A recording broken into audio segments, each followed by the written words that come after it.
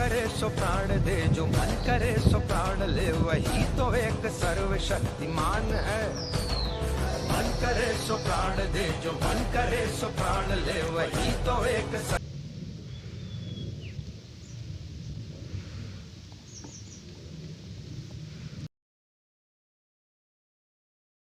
बघा मित्रांनो, दोन चलातील रेषीय समीकरणे, linear equation in two variable. पहिली कन्सेप्ट आपण समजून घेऊ।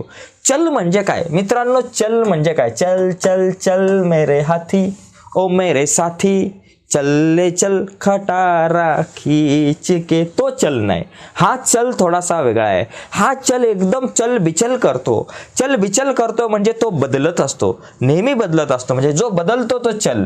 ओके, म्हणजे एका जागेवर थांबतच नाही, तो इकडून तिकडं चालत राहतो, इकडून तिकडे चक्रा मारतो, चक्रा न करा शांत बाय। गाणं ऐकलं असेल तुम्ही, तसा विषयाचा। तर बघा, माझ्याकडे समजा 7x हे एक पद आहे, याला मराठीत म्हणतात पद, इंग्लिशमध्ये म्हणतात टर्म।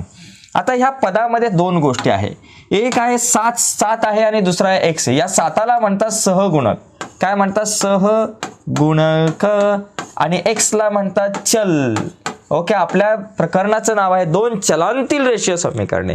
आता इथं एकच चल आहे, म्हणजे समजा मी म्हटलं 2x + 3 = 8, इथं किती चल आहे या समीकरणामध्ये? एकच चल आहे।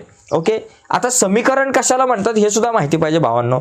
समीकरण म्हणजे काय की ज्यावेळेस बरोबरचं चिन्ह येतं त्यावेळेस ते समीकरण होतं।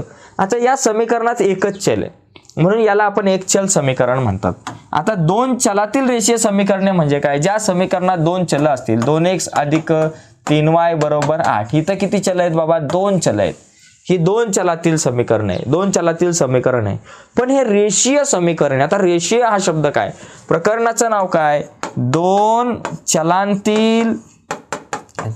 चलांतील रेषीय समीकरणे। कुठली समीकरणे बाबा? रेषीय समीकरणे।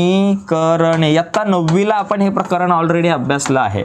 आता याच्यामधील दोन चलातील, आता दोन चलातील म्हणजे दोन चल पाहिजे बाबा, x आहे आणि y आहे, संपला विषय। समीकरण म्हणजे काय? जिथं बरोबर चिन्ह आलं तिथं समीकरण। भावांनो, रेषीय म्हणजे काय विषय हा? रेषीय म्हणजे त्याचा जो काही सगळ्यात मोठा घातांक 1 असतो। डोक्यावर किती बाबा? 1 आहे, इथं पण 1 आहे। डोक्यावर किती पाहिजे भावांनो? 1 पाहिजे, डोक्यावर 1 पाहिजे। ओके, जर इथं असं असेल 2x² + 3y = 8, हे रेषीय समीकरण नाहीये, लक्षात घ्या, कारण डोक्यावरती 2 आहे, डोक्यावर 1च पाहिजे, काहीच नाही पाहिजे, लक्षात घ्या।